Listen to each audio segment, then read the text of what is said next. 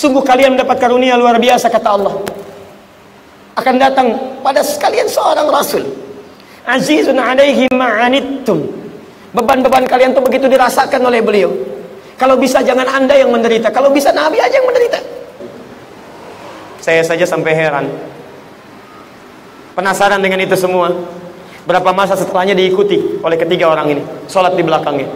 Maka Masya Allah, kata Hudzaifah al-Yamani, tidak ada suasana yang paling indah kecuali sholat di belakang Rasulullah SAW. Tiba-tiba beliau berkata, ya Rasulullah, saya mencintai anda. Saya cintai anda ya Rasulullah melebihi diri saya. Seketika saya tidak sanggup menyebutkan ketika di akhir hayatnya. Kalau bisa kita selesai kajian kita.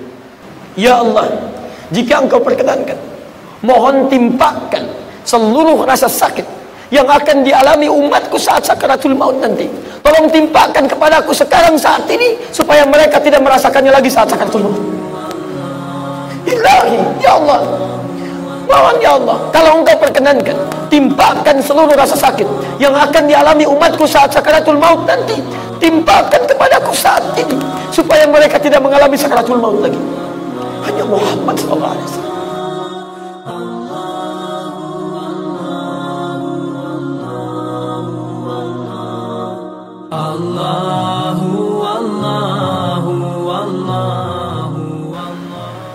Saya ingin berkisah dulu sejenak dan menyampaikan dulu kenapa Rasulullah SAW mesti dicintai. Kenapa Rasulullah SAW mesti dicintai? Bagaimana cinta sahabat kepada Rasulullah?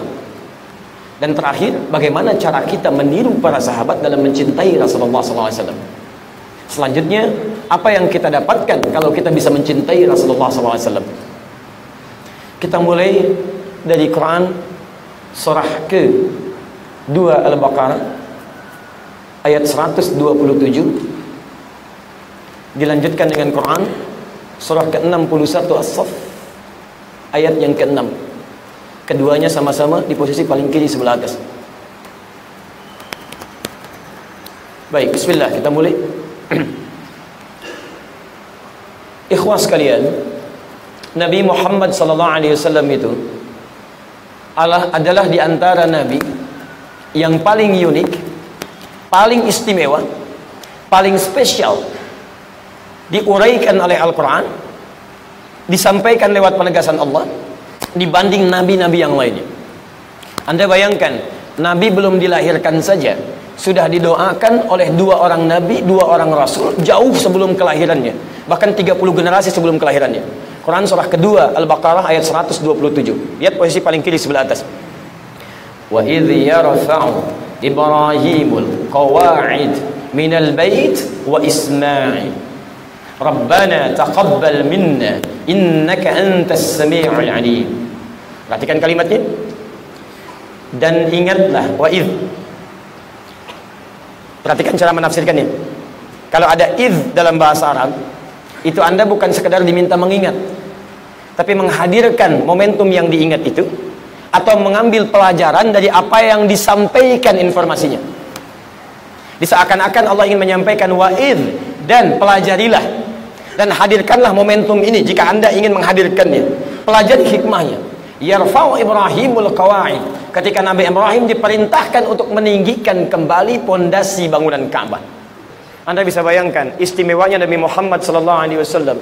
Kenapa kita sangat begitu mencintainya? Jangankan kita, dua nabi, dua rasul. Saking istimewanya Nabi, 30 generasi sebelum kelahirannya sudah dimintakan kepada Allah untuk bisa diberikan kemuliaan dalam dakwahnya. Muhammad bin Abdullah, bin Abdul Muttalib, bin Hashim, bin Abdul Manaf, bin Qusay, bin Murrah, bin Kilab, bin Ka'ab, bin Ghalib, bin Fihr, bin Malik, bin Nadar, bin Kinana, bin Khuzaimah, bin Mudrikah, bin Ilyas alaihissalam, bin Nizar, bin Mudar, bin Ma'ad, bin Adnan, bin Addi, bin Adri, bin Muqawwam, bin Nahur, bin Tarikh, bin Ya'rub, bin Yasjub, bin Nabit, bin Ismail alaihissalam, bin Ibrahim alaihissalam. 30 generasi sebelum kelahirannya sudah didoakan. Kalau beliau bukan manusia mulia, mustahil dua orang nabi, dua orang rasul menyebutkan risalahnya, memohon kemudahan kepada Allah untuk dakwahnya. Jadi kalau Nabi Ibrahim, Nabi Ismail saja mencintai Nabi Muhammad, maka siapa kita? Maka apa alasan kita untuk tidak mencintai Rasulullah SAW? Isa alaihissalam, Nabi Isa alaihissalam. Antum kenal Nabi Isa? Baik, Quran surah 61. Ayat yang ke-6, posisi paling kiri sebelah atas. Nabi Isa sampai mengumpulkan umatnya untuk ngasih kabar. Padahal Nabi Isa itu hidup 600 tahun sebelum kedatangan Nabi Muhammad SAW. 600 tahun sebelum kelahirannya. Nabi Musa 2000 tahun sampai ke Nabi Muhammad. Nabi Isa 600 tahun sampai ke Nabi Muhammad SAW. Dikumpulkan umatnya, disampaikan kepada beliau, dan disampaikannya indah, wa mubasysyira, dan beliau memberi kabar gembira. Anda bisa bayangkan, Nabi Isa gak pernah ketemu Nabi Muhammad, jaraknya 600 tahun, gembira sebelum kedatangan Nabi Muhammad, dan kegembiraan itu diungkapkan pada kaumnya. Dan umumnya kalau orang gembira itu biasanya orangnya ada, atau minimal akan lahir. Coba lihat, pernah nggak Isa banyak orang pakar dalam pengobatan, merasa yang paling hebat, nggak ada penyakit yang bisa kami sembuhkan, turunkan penyakit oleh Allah yang nggak bisa disembuhkan oleh mereka. Diutus Nabi Isa alaihissalam, diberikan mukjizat nggak pakai macam-macam, cuman pakai tangan, mengusap. Usap dalam bahasa Arab masaha, sehingga disebut dengan Messi. Tuh penyerang Barcelona, Lionel Messi, gitu kan? Kemarin baru nikah. Baik, sudah, lompat dulu ya. Saya hafal, saya mau tanya, insya Allah saya hafal ya. Ya, tapi itu bukan bahasan kita ya. Lihat sini, Messi, begitu diusap sembuh. Kolera orang nggak bisa menyembuhkan. Nabi Isa sakit, usap sembuh. Sakit gigi, usap sembuh. Buta, usap sembuh. Dokter bangkrutlah saat itu pokoknya. Ya, hadir. Ada orang meninggal minta dibuktikan, Allahu Akbar, biiznillah, dengan nama Allah, bangun. Ingat kalimat biiznillahnya muncul.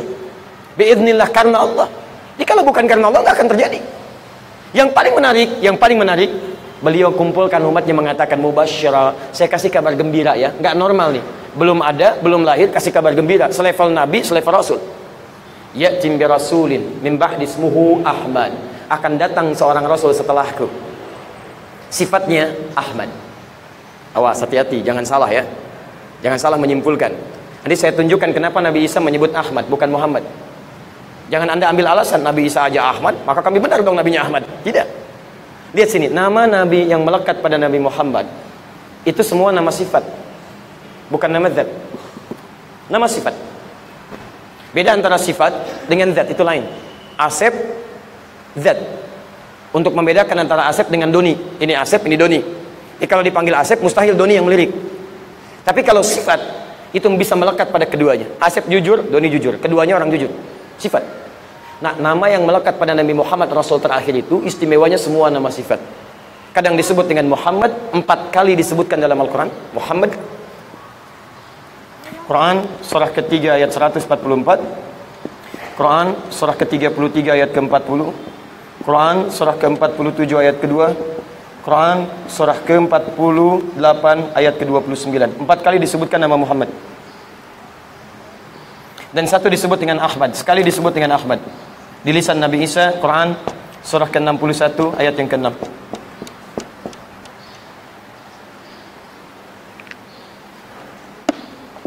Perhatikan, ini yang menjadi alasan kenapa Nabi dicintai oleh para nabi dan rasul sebelumnya. Kalau disebutkan Muhammad, itu asalnya berasal dari kata Mahmud. Kan pada hewan, pada tumbuhan beliau jaga. Seemosi-emosinya kalian dalam berjihad, jangan rusak tanaman, jangan hancurkan rumah ibadah, jangan pisahkan anak dari orang tuanya, jangan lukai orang-orang yang sudah sepuh. Muhammad sallallahu alaihi wasallam.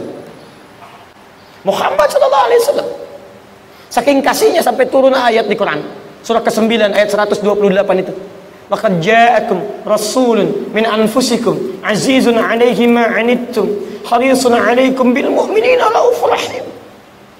Sungguh kalian mendapat karunia luar biasa, kata Allah. Akan datang pada sekalian seorang rasul. Azizun 'alaihi ma 'anittum. Beban-beban kalian tuh begitu dirasakan oleh beliau. Kalau bisa jangan Anda yang menderita, kalau bisa Nabi aja yang menderita. Muhammad sallallahu alaihi wasallam. Datang beliau ke Taif dengan Zaid bin Thabit. Niat hati ingin berdakwah. Begitu sampai ke sana dilempari di batas perbatasan antara Taif dengan Mekah itu. Dilempari sampai berdarah sebagiannya. Sampai Zaid menjadi perisainya. Sampai kemudian mundur beliau. Saat beristirahat di bawah naungan pohon itu, tiba-tiba datang 2 malaikat penjaga gunung. Mengatakan kepada Nabi Muhammad SAW, Ya Muhammad, mujjadaika ilas sama. Angkat tanganmu ke langit, mintakan. Saya angkat 2 bukit Taif untuk menghimpin mereka semua. Angkat. Malaikat murka melihat itu. Apa kata Nabi Muhammad SAW? innahum qaumun la ya'lamun. Mereka belum tahu saja. Saya bermohon kepada Allah Subhanahu wa taala, mudah-mudahan nanti di bumi Taif ini ada orang-orang yang kelak beriman kepada Allah dan Rasulnya Muhammad sallallahu alaihi wasallam. Kemudian berdoa kepada Allah, lihat kalimatnya, ilahi ila man takilluni am ila qaribin yu'nimuni am ila ba'idin yu'dhini fa ana radin ya rabbi ma dumta tarda anni wa lam taghdab alayya. Ilahi ya Allah ya Rabb, ila man takilluni, kepada siapa lagi engkau akan perjalankan aku untuk berdakwah? Am ila qaribin yu'nimuni, apakah kepada tempat yang dekat kemudian di situ saya akan disiksa? Am ila ba'idin yu'dhini, ataukah ke tempat yang masih jauh dan di situ saya akan diganggu? Saya ridha ya Allah, enggak apa-apa. Enggak apa-apa ya Allah, saya ridha. Asalkan dengan itu semua engkau ridha kepada saya, tidak murka denganku ya Rabbal alamin. Anda bisa bayangkan umatnya dirasakan oleh beliau, tolong jangan hukum ya Allah, jangan hukum. Masih dibela oleh Nabi sallallahu alaihi wasallam. Saya tidak sanggup menyebutkan ketika di akhir hayatnya, kalau bisa kita selesai kajian kita. Antum mau kurban, itu masih dipikirkan oleh Nabi sallallahu alaihi wasallam. Harisun alaikum. Hadis riwayat Ibnu Majah, nomor hadis 3221. Dari Jabir bin Abdullah. Kata Jabir qala, lihat kalimatnya, raaitu Rasulullah sallallahu alaihi wasallam, saya sering kali melihat Rasulullah sallallahu alaihi wasallam hina yazbah, ketika akan menyembelih hewan kurban, aqbala al-qiblah, beliau hadapkan hewan kurbannya ke arah kiblat. Allahu akbar. Antum tahu berapa yang dihadapkan? 100 ekor. Umumnya 100 ekor. Thumma qala, kemudian beliau mengatakan, lihat kalimatnya, Allahumma hadza min Muhammad. Ya Allah, terima kurban ini dari Muhammad. Wa ali Muhammad, dan dari keluarga besarnya Muhammad. Perhatikan yang ketiga, wa ummat Muhammad, dan mohon terima ya Allah dari umatnya Muhammad yang mungkin selama hidupnya tidak bisa berkorban. Muhammad sallallahu alaihi wasallam memikirkan umatnya yang belum dilihatnya. Antum belum dilihat oleh beliau, dipikirkan oleh beliau. Mungkin selama hidupnya belum bisa berkorban ya Allah, di antum malu di hadapan Nabi sallallahu alaihi wasallam. Nabi SAW, Rasul, tingkat paling tinggi, dekat dengan Allah, sangat disayang Allah. Berkurban, mikirkan antum, gak memikirkan bagiannya. Antum umatnya, belum pernah lihat Nabi, belum pernah bertemu dengan Nabi, surga belum jelas, baru kurban satu bagian saja, sudah rebutan pahanya, sudah rebutan bagian kepalanya. Gimana kita di hadapan Nabi SAW? Muhammad harisun alaikum. Allahu Akbar. Karena itu beliau dikenal dengan sebutan Muhammad, saking sayangnya, saking sayangnya. Muhammad SAW sebagai ayah yang merawatmu, Hasan dan Husain jadi saudaramu, dan Fatimah jadi saudarimu. Anak ini tiba-tiba langsung bergerak ke Bilal mengatakan, "Bahaya Rasulullah ya." Begitu dia mengatakan iya, Nabi langsung membawanya, mengganti pakaian dengan pakaian yang paling baru, carikan mainan yang terbaik. Kata Nabi, bergabung dengan mereka. Begitu dia datang ke tempat anak-anak tadi, dia bawa mainan baru, dia pakai pakaian baru, sampai anak-anak tadi kaget mengatakan, min aina hadza? Dari mana semua ini? Dikisahkan kata anak ini, ayah saya meninggal, kata Nabi, maukah engkau jadikan saya sebagai bapak yang merawatmu, Hasan Husain saudaramu, Fatimah dan saudarimu. Diberikan saya pakaian ini, mainan ini dan sebagainya. Masya Allah. Apa kata anak-anak ini ketika mendengar kata-kata tadi? Kata mereka, ya laita abauna syuhada. Duh, kenapa bapak kami nggak meninggal juga? Masya Allah. Muhammad SAW. Tapi teman-teman, mohon maaf, ternyata sifat kasih ini juga mirip dimiliki oleh Nabi Isa. Dan ada ramalan di kitab dulu bahwa Nabi terakhir punya sifat kasih yang dalam. Karena itu umatnya Nabi Isa menduga bahwa Nabi Isa itu Rasul terakhir, Nabi yang terakhir. Makanya silakan cek, bukankah di antara sebagian yang mengklaim pengikut Nabi Isa, di antara ajaran yang paling kedepankan ajaran kasih? Ya, sebagian ada, kalau benar sesuai Quran dibenarkan, kalau menyimpang diluruskan. Coba lihat, saking kasihnya Nabi Isa, itu jangankan pada manusia, pada hewan yang sudah jadi bangkai pun beliau masih menghormatinya. Lewat dengan muridnya. Kemudian di sampingnya, mohon maaf, ada sungai. Kemudian ada bangkai salah satu hewan, saya nggak sebutkan namanya karena lisan saya nggak bisa mengucapkan di rumah Allah. Ada salah satu bangkai hewan, itu sudah mulai menyengat baunya. Kata muridnya, guru, bau sekali bangkai ini. Kata Nabi Isa alaihissalam, coba lihat, putih sekali giginya. Muridnya menyebutkan bau bangkainya, Nabi Isa menyebutkan kemuliaan yang nampak pada hewan itu walaupun sudah jadi bangkai. Lihat, putih sekali giginya. Kenapa guru berkata begitu? Karena manusia hanya akan menggambarkan, menyampaikan apa yang ada di benaknya. Jadi kalau di dalam pikiran kita kotor, keluar lisannya kotor. Pikiran kita baik, keluarnya baik. Dan itu yang dikatakan oleh Nabi Muhammad SAW. Man kana yu'minu billahi wal yaumil akhir falyakul khairan aw liyasmut. Siapa yang merasa beriman kepada Allah dan hari akhir, cukup katakan yang baik-baik, kalau nggak bisa diam. Di antum kalau masih mencela orang lain, menyebutkan kotoran pada orang lain, menyebut keburukan pada orang lain, menggibahkan orang lain, itu tandanya di kepala kita masih ada yang kotor. Saya tidak, Ustaz, alhamdulillah, tidak seperti yang itu tuh. Sama, kotor. Makanya orang mengira pada saat itu ini nabi terakhir nih. Kata Nabi Isa, bukan saya beri kabar gembira ya. Nabi terakhir, sifatnya lebih daripada nabi-nabi dan rasul sebelumnya. Namanya Ahmad. Ahmad itu bentuk superlatif dari Hamid. Hamid.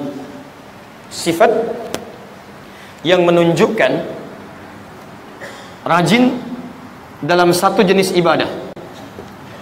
Satu jenis ibadah. Belum banyak. Misal, antum sudah konsisten tahajud, rajin, Masya Allah. Tapi puasa sunnah belum. Senin Kamis belum, Ayamul Bid belum, puasa Daud belum. Baru tahajud saja. Itu Hamid. Atau puasa rajin, Senin rajin, Masya Allah. Tahajud belum. Itu Hamid. Tapi kalau antum sudah bisa gabungkan keseluruhannya. Tahajud juga, puasa sunnah juga, Senin Kamisnya, Ayamul Bidnya, Masya Allah. Pendekatan kepada Allah luar biasa, tilawah Qurannya, maka berubah namanya dari Hamid jadi Ahmad. Nabi Isa ingin memberikan gambaran Rasul terakhir ini, di samping mulia akhlaknya kepada makhluk, kana khuluqul Quran, Masya Allah, wa innaka la'ala khuluqin azim, maka hubungan dengan Allahnya pun tidak bisa ditandingi oleh nabi-nabi yang lainnya. Ahli surga, dekat dengan Allah, surga paling tinggi sampai turun satu surah, inna a'tainakal kautsar, kami telah hadirkan untuk kamu. Nabinya belum datang, kata Allah, surga kamu sudah siap. Nabinya belum sampai, kata Allah, surga kamu sudah siap, kami berikan kepadamu kenikmatan yang paling indah di surga nanti, kal kautsar. Tapi semua itu tidak menghalangi beliau untuk serius beribadah kepada Allah. Perhatikan hadis riwayat Al-Bukhari, nomor hadis 2008 sampai 2010 dari Sayyidah Aisyah radhiyallahu taala anha. Ini Nabi, Rasul, dijamin masuk surga, bebas dari kesalahan. Tiba-tiba datang 3 orang sahabat utama, kata Sayyidah Aisyah. Pertama Al-Mughirah bin Syu'bah, kedua sahabat Hudzaifah Al-Yamani, ketiga Abdullah bin Mas'ud radhiyallahu taala anhum jami'an, bertanya pada Sayyidah Aisyah, "Kaifa kanat salatu Rasulillah sallallahu alaihi wasallam?" Ya Sayyidah Aisyah, bagaimana sifat salat malamnya Rasulullah sallallahu alaihi wasallam? Perhatikan jawabannya. La tas'al an husnihinna wa qulihinna. Tolong jangan ditanya bagaimana panjang dan bagusnya bacaan beliau. Saya saja sampai heran, penasaran dengan itu semua.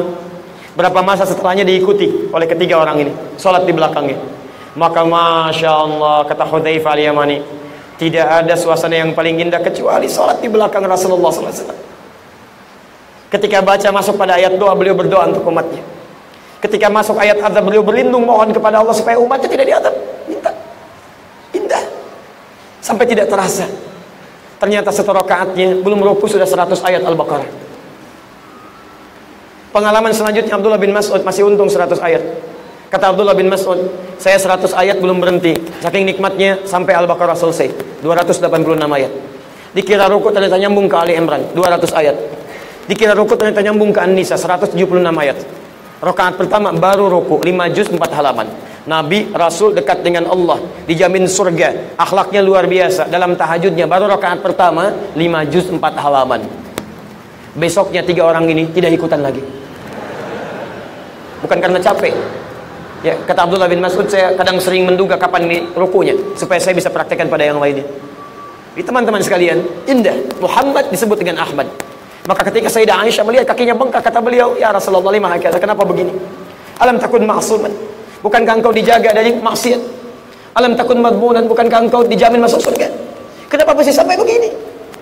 Kata Nabi Muhammad SAW, afala akunu abdan syakura, apakah enggak boleh menjadi hamba yang bersyukur? Disinilah kemudian para Nabi dan Rasul sebelumnya menyebutkan keistimewaannya. Begitu mencintainya. Nabi, Rasul, semua Nabi, semua Rasul, derajat tertinggi di sisi Allah, mencintai Nabi Muhammad SAW dengan segala jiwa dan raganya. Karena itulah ketika seorang Umar bin Khattab, selevel sahabat, mertua Nabi, dunia bersama Nabi, alam kubur bersama Nabi, kuburannya di samping Nabi, di akhirat bersama Nabi, datanglah kepada Rasulullah SAW. Dikisahkan riwayat dari Al-Bukhari, Kitabul Iman, nomor hadis ke-15. Juga di hadis Muslim, nomor hadis ke-44. Antum bisa perhatikan di dua kitab sahih ini. Allahu Akbar, apa yang terjadi? Tiba-tiba beliau berkata, "Ya Rasulullah, saya mencintai Anda. Tapi setelah diri saya. Jadi saya cinta diri saya dulu, baru Anda." Kata Nabi, lihat, "La yu'minu ahadukum hatta akuna ahabba ilaihi min nafsihi wa walidihi wan nasi ajma'in." Tidaklah sempurna iman seseorang sebelum saya dicintai olehnya melebihi dirinya, melebihi cintanya kepada anaknya, cintanya pada orang tuanya, dan cintanya pada seluruh makhluk di alam semesta ini. Anda bisa bayangkan, Nabi Isa saja Nabi, Rasul, Nabi Ibrahim Nabi, Rasul, Ismail Nabi, Rasul, mencintai Nabi dengan seutuhnya. Umar, kamu bukan Nabi, bukan Rasul, masa mau mencintai saya setelah diri kamu? Setelah mendengar itu, apa kata Umar? Lihat cara sahabat mencintai Nabi, tidak banyak berpikir. Umar tidak katakan, "Baik ya Rasulullah, besok saya jawab, saya pikirin dulu ya." Sepersekian detik ketika Nabi mengatakan itu, lihat cara mencintai sahabat kepada Nabi. "Saya cintai Anda ya Rasulullah melebihi diri saya." Seketika. Seorang perempuan Ansar dalam peperangan Uhud kehilangan bapaknya, suaminya, saudaranya dalam perang Uhud. Dikabarkan oleh kerabatnya, "Ayah kamu meninggal, suami kamu meninggal, kerabat kamu meninggal." Allahu Akbar. Siapa yang dicari? Bukan bapaknya, bukan suaminya, bukan kerabatnya. Yang dicari Rasulullah SAW. Begitu dicari, di mana Rasulullah? Bagaimana keadaan beliau? Allahu Akbar. Begitu mendapati Nabi dalam keadaan yang cukup baik, beliau tidak dalam keadaan seperti yang diberitakan meninggal. Kata perempuan ini sambil berkata dengan lirihnya, "Ya Rasulullah, demi bapak dan ibuku menjadi tebusannya, kami rela ya Allah, asalkan Anda dalam keadaan baik-baik saja." Lihat bagaimana seorang perempuan ini mencintai Nabi SAW. Seorang Zaid, budaknya Abu Sufyan sebelum masuk Islam, sudah siap dia dicambuk dalam keadaan yang sangat tidak biasa, dihamparkan, siap untuk dicambuk. Dia katakan, Abu Sufyan katakan, "Saya akan angkat siksaan ini." Bima makna, kalau engkau mau mengatakan Muhammad begini, begini, dan begini. Diminta dia menghina Muhammad SAW. Apa kata orang ini? "Apa kira Anda melihat saya merasa nyaman ketika seorang Muhammad SAW terkena duri saja, kemudian saya tenang-tenang duduk di sini? Jangankan berkata yang tidak baik, Rasulullah kena duri yang kecil saya sudah nggak tenang, apalagi saya diminta mencelanya." Rela mempertaruhkan dirinya disiksa hanya sekedar menjaga lisannya untuk tidak menyebutkan kalimat yang tidak baik pada Nabi Muhammad SAW. Lihat bagaimana cara sahabat mencintai Nabi Muhammad SAW. Malaikat Jibril, level Nabi sudah, level sahabat sudah. Malaikat, lihat di kitab Al-Mustadrak kalangan Al-Hakim An-Naisaburi, saking merasakannya bagaimana cinta Muhammad SAW kepada umatnya, kepada sahabatnya, kepada orang di sekitarnya. Allahu Akbar. Tiba-tiba ketika akan naik ke atas mimbar itu, Nabi untuk memberikan nasihat, tiba-tiba turun malaikat mengatakan, lihat kalimatnya, "Bu'dan, bu'dan," sungguh jauh dan celaka Muhammad. "Liman dzukirta 'indahu falam yusalli 'alaihi." Orang yang disebutkan namamu di sampingnya, tapi untuk salawat saja kepadamu dia tidak mampu. Dia jauh dari rahmat Allah. Keterlaluan orang ini. Dia ada ba'id, ada bu'dan, itu beda. Kalau ba'id itu jauh, kalau bu'dan itu keterlaluan. Bahkan di riwayat lain, raghima anfu rajul, sungguh terhina seseorang yang disebutkan nama Nabi Muhammad, bahkan lisannya tak mampu bersalawat kepadanya. Kata malaikat Jibril, lihat kalimatnya, kata para ulama hadis. Kenapa Jibril menyampaikan kalimat demikian? Kata Nabi, "Amin, amin." Saking pahamnya akan cinta Nabi kepada umatnya. Antum gak bisa korban, Nabi fikirkan. Antum punya masalah, difikirkan. Saya tunjukkan tingkat yang paling tinggi ya. Dan semoga Allah memberi kekuatan untuk meneruskan ceramahnya sampai di ujung hayatnya, di tepi kematiannya, dalam menjelang wafatnya, seorang Fudail atau Fadl anaknya Abbas radhiyallahu ta'ala anhuma sudah membawakan air wudhu terakhir Nabi. Dalam pelukan Sayyidah Aisyah berwudhu Nabi, bersiap menunaikan salat. Ali ada di situ, Aisyah ada di situ radhiyallahu ta'ala anhuma. Tapi yang disebut bukan mereka, yang disebut antum, ummati, ummati, umatku, umatku, umatku. Sampai pernah berkisah sebagian dari sahabat, kata Nabi, "Ishtaqtu bi ikhwani."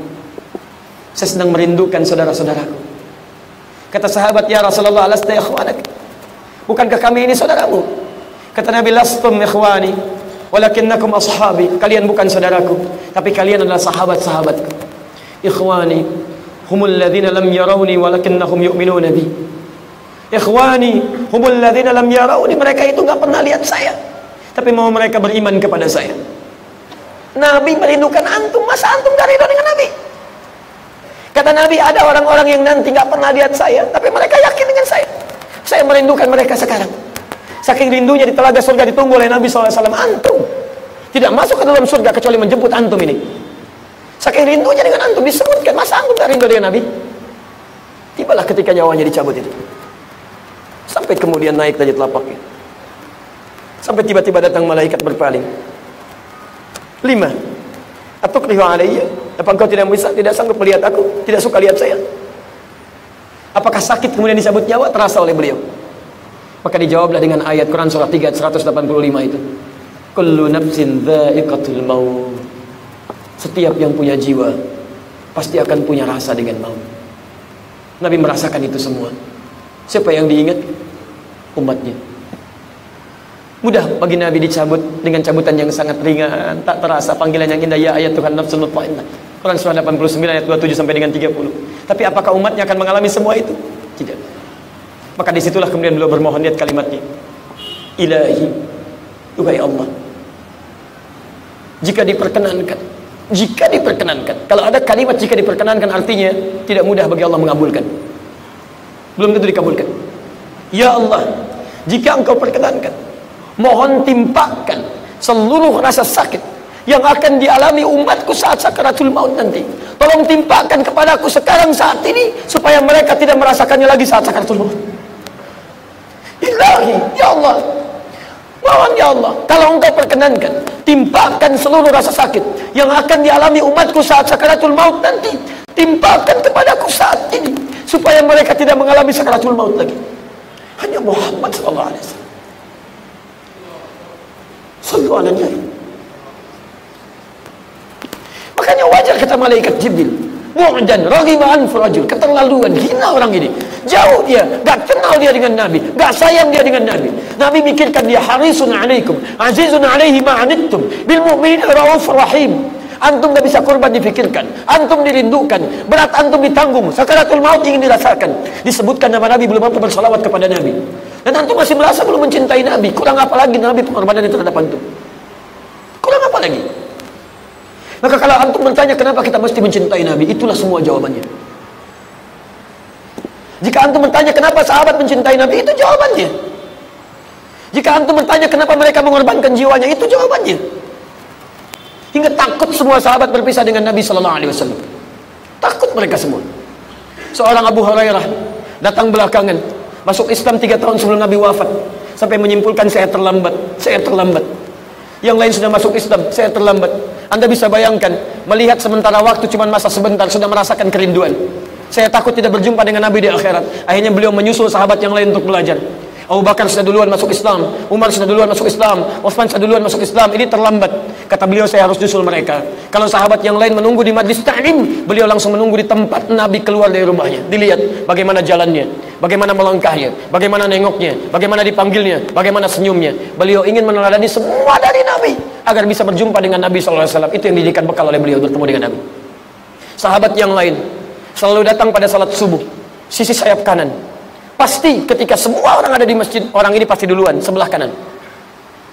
Sampai satu kali, tiba-tiba ketika Nabi melihat orang ini tidak ada. Bahkan sebelum tidak adanya, Nabi melihat fisiknya sudah mulai kurus. Ditanya orang ini, kenapa kamu demikian? Apa tidak makan? Ya Rasulullah, saya bukan berarti tidak kuat. Kalau Anda panggil saya berjihad, saya berangkat sekarang. Kalau Anda perintahkan lakukan, saya kerjakan sekarang. Tapi sungguh ya Rasulullah, saya rindu dengan Anda. Kalau siang sudah selesai, saya menanti malam untuk bertemu. Kalau malam sudah selesai, saya menanti esok untuk bertemu dengan Anda. Tapi beberapa waktu ini saya nggak bisa makan ya Rasulullah. Karena saya takut ketika di akhirat nanti saya tidak bisa berjumpa dengan Anda. Saya tidak sanggup menelan makanan.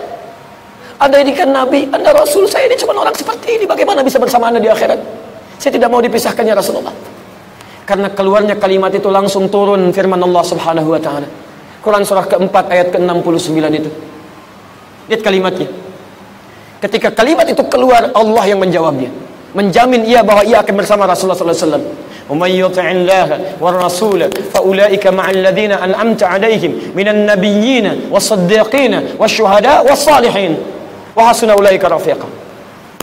Ma'al ladzina an'ama Allahu 'alaihim, bukan an'amta 'alaihim, ma'al ladzina an'ama Allahu 'alaihim. Dan siapapun yang mau menaati Allah dan Rasulnya, cukup kamu taati Allah, taati Rasulnya, maka kamu akan diberikan nikmat oleh Allah seperti Allah memberikan nikmat pada orang-orang sebelumnya yang akan bersama orang-orang hebat di akhirat. Bersama siapa mereka? Minan nabiyyin, semua para nabi. Ada anbiya, ada nabiyyin, itu beda. Kalau anbiya jamak dari kata nabi, tapi jamaknya terbatas, jam'ul qillah. Makanya di surah Al-Anbiya tidak disebutkan semua kisah nabi, sebagian nabi. Tapi kalau disebutkan nabiyyin, nabiyun, semua nabi. Ada orang yang di surga tetangganya para nabi, masya Allah. Surga biasa ditanya, akhi, di mana antum surganya? Di sini, masya Allah. Siapa tetangga antum? Depan ana, alim A, masya Allah. Terkenal dulu, soleh. Samping kanan ana, Ustadz B, antum juga kenal, iya, soleh. Samping kiri ana, Habib C, masya Allah, terkenal, soleh. Belakang D, masya Allah, semua disebutkan. Kalau antum di mana akhi surganya? Dia diam. Di mana? Di sini. Depan aneh Nabi Ibrahim. Masya Allah. Samping kiri saya Nabi Yusuf. Belakang saya Nabi Musa. Samping kanan saya Nabi Muhammad sallallahu alaihi wasallam. Ma'an nabiyyin, bersama para nabi. Wasyuhada wassalihin, bersama para syuhada, orang-orang saleh, orang-orang jujur. Masya Allah. Jadi Anda bisa bayangkan, ayat turun karena kerinduan orang ini kepada Nabi Muhammad SAW, cintanya kepada Nabi, dicintanya para sahabat. Kenapa mereka mencintai Nabi? Kita dapatkan jawabannya. Karena sungguh sifat sayang Nabi terhadap mereka, ketaatan Nabi kepada Allah Subhanahu Wa Taala menggetarkan pintu langit, mengetuk semua makhluk di muka bumi, baik dari kalangan hewan, kalangan tumbuhan. Yang batang kurma menangis karena tidak ingin kemudian berpisah dengan Nabi, yang sekarang jadi mimbar Nabi di Masjid Nabawi itu, teman-teman sekalian, sampai tumbuhan, sampai hewan, sampai kepada manusia biasa, sampai sahabat, sampai para Nabi dan Rasul, mereka begitu mencintai Nabi dengan alasan-alasan yang tadi disebutkan. Maka siapa kita dibandingkan para Nabi dan Rasul dan para sahabat itu, sehingga kita tidak mencintai Nabi SAW?